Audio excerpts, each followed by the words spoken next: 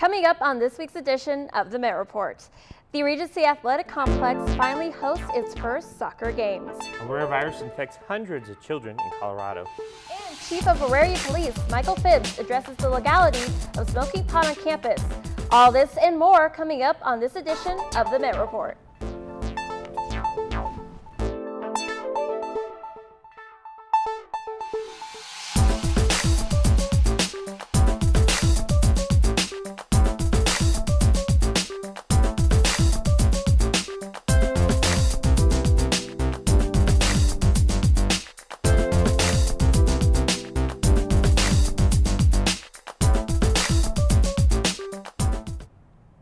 Welcome to the Met Report. I'm Davy Burke. And I'm Melanie Townsend.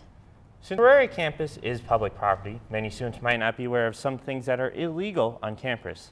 Met reporter Lauren Perry has the story. Although marijuana is permitted in Colorado, smoking pot is illegal on the Auraria campus. Other banned items include guns, various weapons, drugs, and other hazardous materials. Many students may not be aware of these specific policies.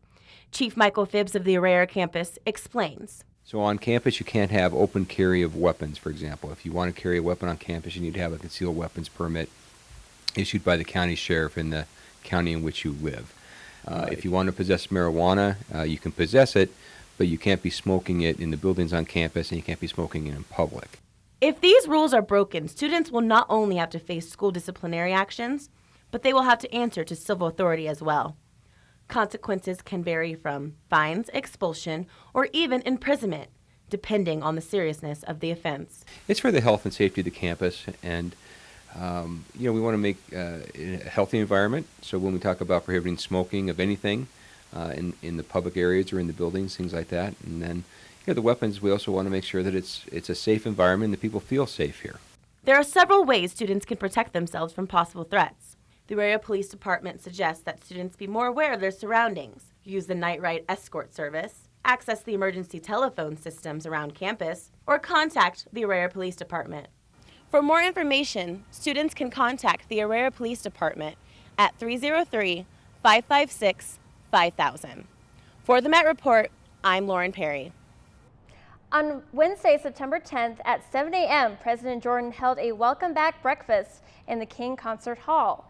During his speech, President Jordan announced the President's Awards for the Distinguished Service, Teaching Excellence, and Golden Key Society. He acknowledged the Met Report's Emmy Award win for the Best Newscast in the Heartland chapter of the National Academy of Television Arts and Sciences. Jordan also highlighted the fact that MSU Denver educates 27% of all students of color in Colorado.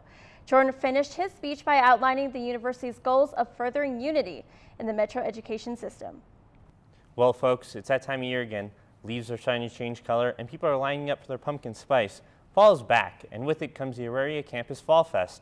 Next Wednesday, September 17th, be there to check out the campus for food, fun, and lots of activities. Many of Denver's best food trucks will be there, along with lots of clubs from student activities. So stop by, have some fun, and welcome fall here at MSU Denver. The Auraria campus pool remains closed, and don't expect it to be reopened anytime soon. The 30-year-old pool is experiencing leakage issues which may have caused damage to neighboring buildings such as Emmanuel Gallery.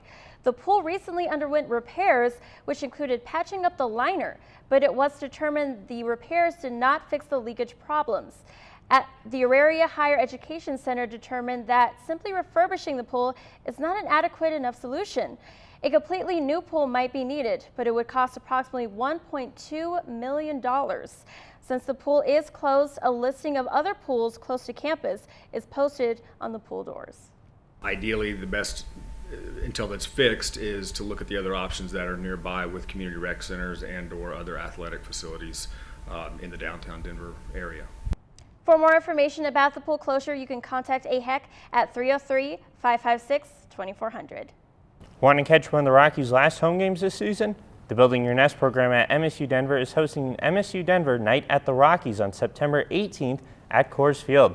In order to purchase tickets for the event, students need to buy a voucher or can obtain a voucher by showing their student ID at other Building Your Nest activities on campus. The Rockies are hosting the Arizona Diamondbacks at home, and the game begins at 6 o'clock. The Building Your Nest program is an MSU Denver club designed to help develop community here at MSU Denver. For more information, visit the Building Your Nest Facebook page. Sexual assault is a growing epidemic all across college campuses in America. According to the Washington Post, 1 in 5 young women are assaulted while in college. But MSU Denver wants to change those statistics. The Rarier campus is home to the Phoenix Center that provides free and confidential resources to survivors of interpersonal violence. They also provide a 24/7 helpline for all students with questions or concerns. Stay tuned next week as we go behind the scenes with the Phoenix Center to find out more. The beginning of the school week just got tastier on the Rarier campus thanks to Food Truck Mondays. Every Monday, 4 food trucks are parked at the Lawrence Way turnaround between St. Cajuns and the King Center from 11 a.m. to 3 p.m. In order to participate in Food Truck Monday, vendors must pay a $75 fee, possess insurance, and abide by the AHEC food truck policy. These different cuisine options have some students excited for the week to begin. Yeah, I think they're a great idea. I think they should be here every Monday and Tuesday, Wednesday, Thursday, Friday, all the good days. This week's trucks will include BTO Frozen Yogurt, Gusto's Kitchen, Denver Orange Crush, and Los Molinos. All trucks accept cash and credit. Attention students with Gmail accounts. A list of 5 million Gmail addresses and passwords appeared on a Russian Bitcoin forum on Wednesday. It is unclear how they obtained the usernames and passwords, but Google says their servers were not breached. The list has since been taken down, but there is a security alert tool to check if your email was hacked. Google is telling users if their accounts were hacked to take further protection by creating a stronger password and using their security features. Well, Davy, that is kind of scary about the Gmail account. Now, I'm kind of sort of glad that we switched to the Outlook mail system that we have here at MSU Denver, but still, yeah. Yeah, I mean, 5 million accounts hacked, that's pretty serious. Luckily, I mean, you might want to check to make sure, better be safe than sorry. Yeah, I better check my old Gmail account. And so, speaking of crazy things, what's going on with this weather?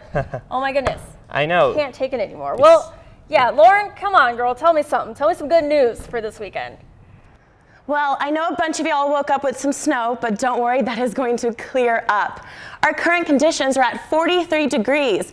Today we should be expecting a high of 53 and a low of 41. Nothing but clouds in the sky, and the eastern winds are coming in at 5 miles per hour. Later on the day will warm up slightly. At 2 o'clock you'll see we have degrees at 46. This is slightly going to come up because of that low pressure being pushed out. Around 6 o'clock we'll end up at 51 degrees. A little chilly, but not too uncomfortable. Speaking of uncomfortable, I've got great news for you allergy folks. The trees are almost non-existent and the grass and weeds are barely there, super low. And I also have a little more good news for you tomorrow. Tomorrow is going to be a high of 77 and nothing but sunshine with a low of 50. Now, if you stick with me, I'll bring you the local weather, national weather, and your 5-day forecast. Back to you, Melanie. Well, thank you so much for the update, Lauren. We look forward to the weekend and its warmer temperatures, but we'll see what happens. Yeah, it'll be nice to get some warm weather back here. Absolutely. Coming up after the break, one of the most popular hardware chains in America experiences quite a big scare. And coming up in sports, the volleyball team traveled to the West Coast. See how they did after the break.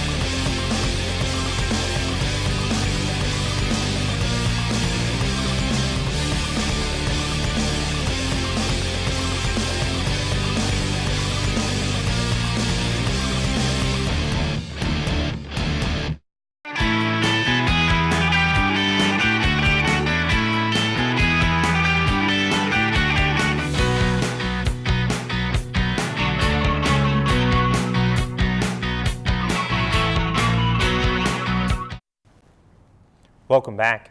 Is it any more possible for the DMV to get any busier? Well, it's Senate Bill 13251. It appears so. The new initiative of Colorado Road and Community Safety Act allows undocumented immigrants to obtain Colorado driver's license. But soon after the bill was passed, the DMV website stopped working due to an overwhelming amount of traffic, reaching a high of 107,000 hits hourly. The new specifically marked license for immigrants will only permit driving, and they cannot be used to get work or access public benefits.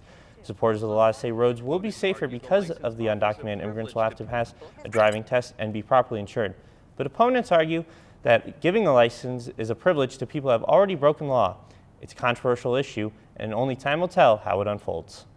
Anyone who shopped at the Home Depot recently may want to check their credit card statements. The company is looking into a possible security breach of their consumers' credit card and debit information. Home Depot has not yet stated when they believe the breach took place. However, they advise their consumers to look at their bill statements.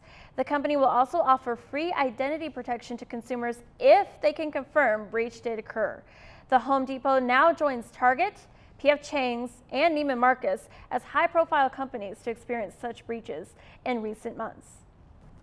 The volume of mail has been steadily decreasing. However, the number of packages containing marijuana out of Colorado has skyrocketed.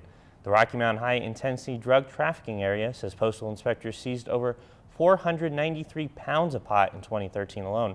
This is up from the mere 57 pounds seized in 2010. Even though the state legalized marijuana, authorities say it still remains federally illegal to transport it out of the state. Did the NFL try to cover up the video inside the elevator involving Ray Rice? The former Ravens running back was released and suspended indefinitely by the NFL on Monday, the same day that a shocking video surfaced where Rice is seen hitting his fiancée. The bigger issue now receiving all the attention in this scandal is that it seems that the NFL commissioner, Roger Goodell, and the NFL might have seen the elevator footage prior to this week. Associated Press reported that the authorities sent the footage back in April, but the NFL is adamant that they had not seen the footage until TMZ released it. The NFL has hired a former FBI investigator to look further into the situation. Things are settling down in Eastern Europe as approximately 70% of Russian troops have pulled out of the Ukraine and are headed back across the border. The chairman of the Organization of Security and Cooperation is going to monitor the truce between the two nations by deploying drones to the eastern border of the Ukraine. Some 57 states have offered drones to help keep this treaty intact. However, there are still nearly 1,000 Russian troops in the Ukraine and about 20,000 more troops lined up along the border. Child vaccines may not be as healthy as the Center for Disease Control claims. Recently, chemistry professor Dr. Haley of the University of Kentucky has broken his silence about the dubious safety benefits of child vaccine shots. While the injections are approved by the CDC, they contain mercury as a preservative. Dr. Haley claims that the mercury is lethal to brain connections in any living organism. Confirming these accusations is former CDC Dr. William Townsend, who is also blowing the whistle due to a recent study that confirms the link between vaccine shots and autism. The study illustrates the causal relationships between autism and vaccines. A mysterious respiratory virus affecting children is spreading rapidly across the country and causing concern for parents. It's called Etron virus 68, or EVD 68 for short. The unusual virus is not affecting adults, but only children, and especially those with asthma. It seems like a common cold at first, but then the patient experiences a serious cough, rash, wheezing, and difficulty breathing. Parents are advised to take their child in for medical help at the first sign of these symptoms. The Children's Hospital of Denver has treated 1,750 children for this virus, and 800 of those have occurred this past week. A new way to enjoy your favorite alcoholic drink might be very damaging. For this new party starter, you don't actually have to drink anything. Instead, you inhale the vaporized Ciroc or Jack Daniels. Although this new vape shot may seem like a cheaper alternative than drinking that can get your buzz started quicker, vape shot has some serious effects that not only confuse the body, but can also make the partier inhale just too much, ending in some serious results. Tupac, Jay-Z, and Diddy are hip-hop artists that have had college courses taught based off their work. Now you could add Kendrick Lamar to that list. Lamar's album Good Kid, Mad City has inspired an English composition course at Georgia's Regency University. The Compton, California rapper's complex storytelling motivated lecturer Adam Dial to use the album as its primary source for material for the course, which is called Good Kids, Mad Cities. Dial said he chose the chart-topping album for its focus on social issues such as poverty, gang violence, and many other hot topic issues. The Toronto Film Festival is underway, and with it comes the start of the Film Awards season. Many films that premiere at the festival, like blockbusters Slumdog Millionaire and The King's Speech, go on to achieve Oscar glory. Some films are already catching the eyes of critics, like the premiere of the new Stephen Hawking biopic, The Theory of Everything, and Reese Witherspoon's new drama, Wild. These films have proved several possible contenders for the year's Best Actor and Best Actress categories in a motion picture film nomination.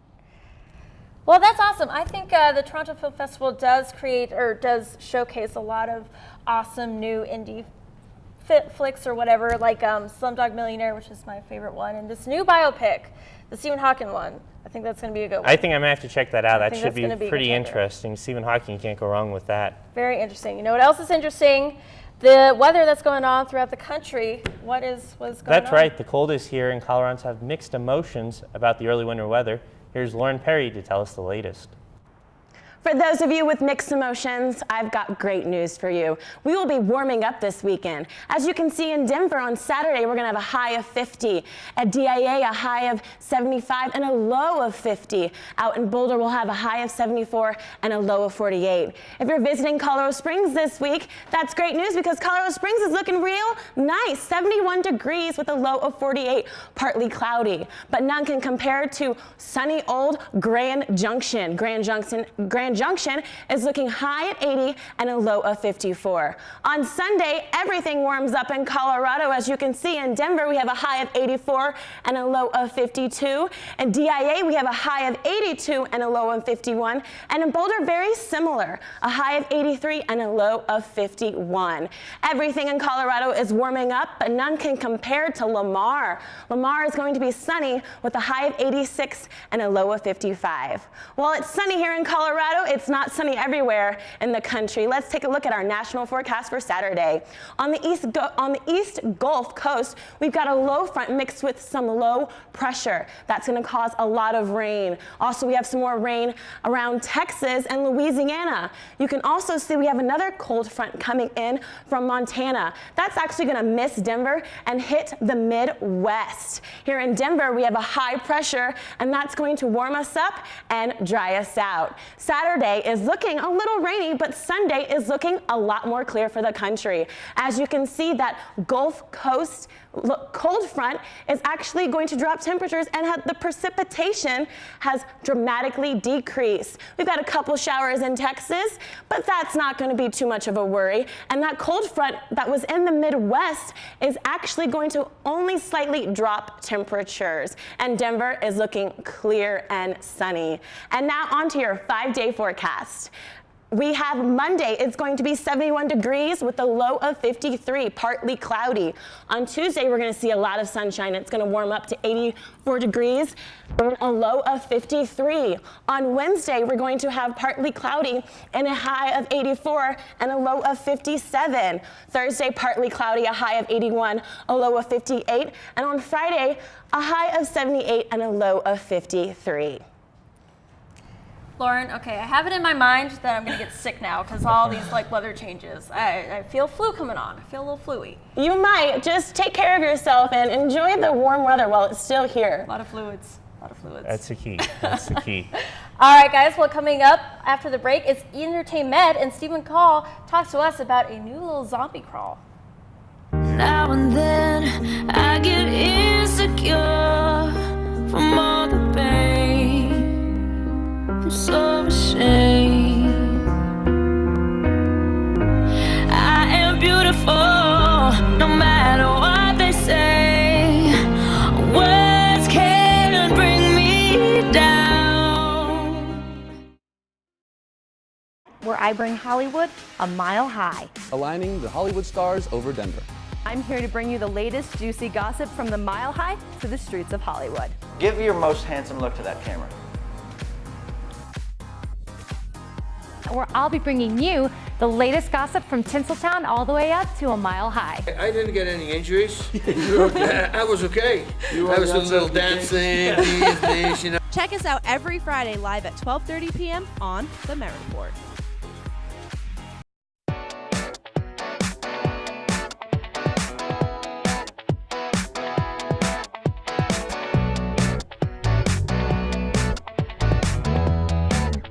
There's a lot going on downtown right now. Events are coming to Denver this weekend, some a little more animated than others.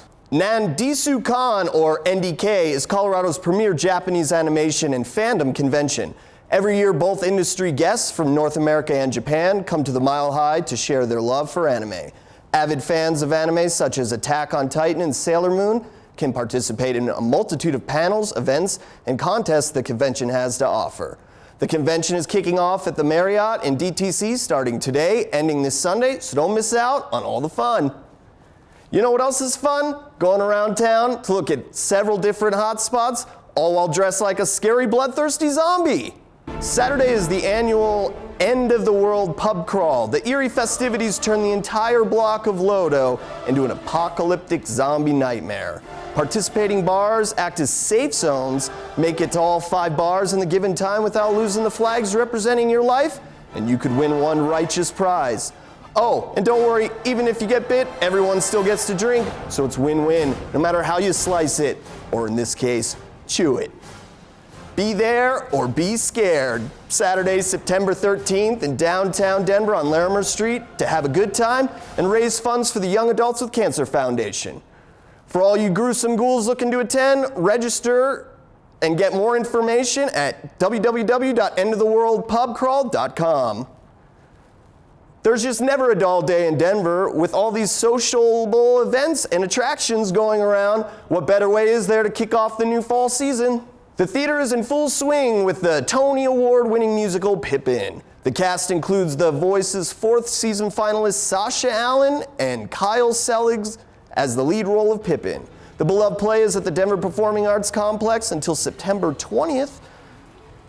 Hey, live theater not up your alley? Well, how about live music? For one night only, Flux Pavilion brings his massive dubstep sound to Red Rocks Amphitheater, and that night is tonight.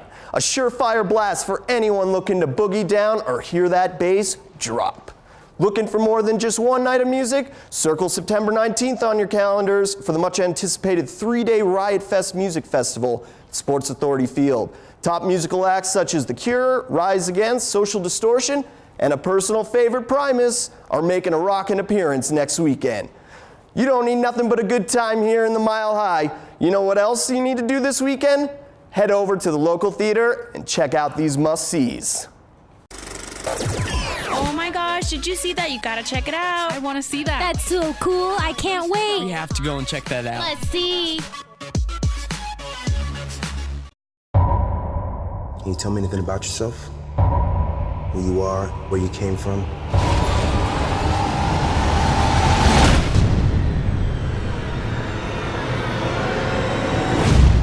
What is this place? Welcome to the Glade. Mazes are just never a good thing. Did we forget what happened in Harry Potter and The Shining? Now a new action-packed thriller is hitting the big screen this fall, all about, you guessed it, evil mazes. Based on the epic sci-fi novel trilogy by James Dashner, a young man named Thomas wakes up to find himself trapped within a giant transforming maze. Along with others, flashbacks of his hazy past help put the clues together as to who put them there and why. But can they escape? Only one way to find out. See it in a theater near you. They say the storm is gonna be really bad. I better get going. Tell your dad I said happy birthday. I love you. Love you too. Lock your doors and draw the curtains. There may just be a psycho convict on the loose. At least that's the case for this latest twisted flick. Terry, a loving and protective mother, decides to help a mysterious stranger with a car trouble. All he needs is the phone, right? Wrong. Little does she know that this isn't her typical house guest. He's more of a cunning killer type, bent on making her life a living hell, just for the fun of it. What a nice guy.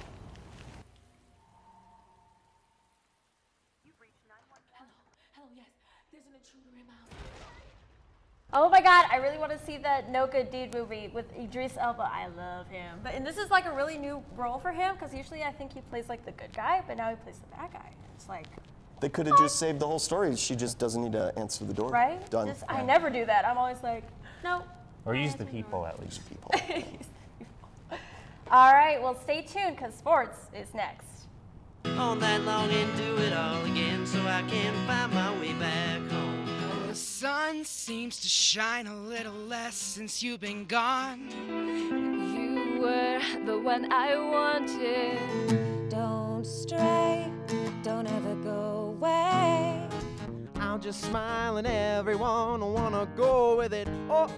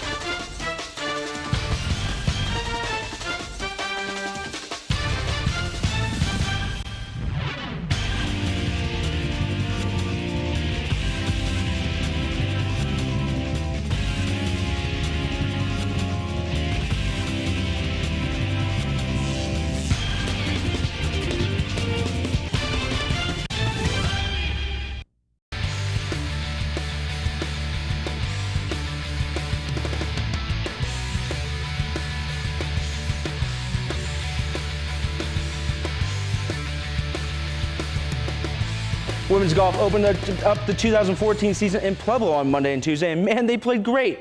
After finishing Monday all the way back in fifth place, they had a huge day on Tuesday, jumping all the way to second place. RMAC preseason All-RMAC player Natalie Gallagher shot a 165, while her teammate Cha-Cha Wilcoit shot a 157 to finish sixth. The second place finish is the best finish in MSU Denver history. Their next tournament will be at Raccoon Creek on Monday and Tuesday next week. Women's volleyball took a trip to the West Coast last week to take part in the Seaside Invitational, and they played awesome. After going 3-0, they were looking to go 4-0 for the ninth time in 47 years. And they did. They beat Fresno Pacific in 4 sets. The Roadrunners were sharing the love as the four players hit in double-digit kills. Lauren Quijano led the team with 16 of them. Their defense was awesome, limiting the Sunbirds to a .019 attacking percentage in the second set. Kylie Hoagland had a career-high 5 service aces, while her teammate Kylie Hoagland hit for a .435 and had 6 blocks. The Roadrunners will host the Colorado Premier Challenge this weekend, which brings in the top Division II teams from around the nation. Check out when your Roadrunners play at GoMetroState.com. Men's soccer finally opened up their 2014 season and looking to jump into up to the top 25. They took on Hawaii Pacific, and man, this was a goalies battle in the first half. Danny Arubula, first off, here, Danny Arubula, there it is. Danny Arubula passes it to Dustin Burke, who hits the crossbar. Oh man, that's the goalie's best friend. A couple minutes later, Sharks on the free kick. James Cameron drew some wings. He believes he can fly. The next play, right after that free kick, actually. Here comes the Sharks again. Man, who gave this guy the Red Bull? He did grow some wings. And then Danny Arubula streaking down, hits the goalie. Oh, no soup for you. Not today. But that would be your halftime score at 0. For the second half, Sharks strike first, beating Cameron on that far side. And then Danny Arubula, Metro comes right back. Danny Arubula streaking down that far side, finds Jack Mayfield, who's sliding in for the goal. And then he goes, shh, to the Sharks bench. And then Danny Arubula wants in on the action, so he's trying to streak down once again, take the shot this time.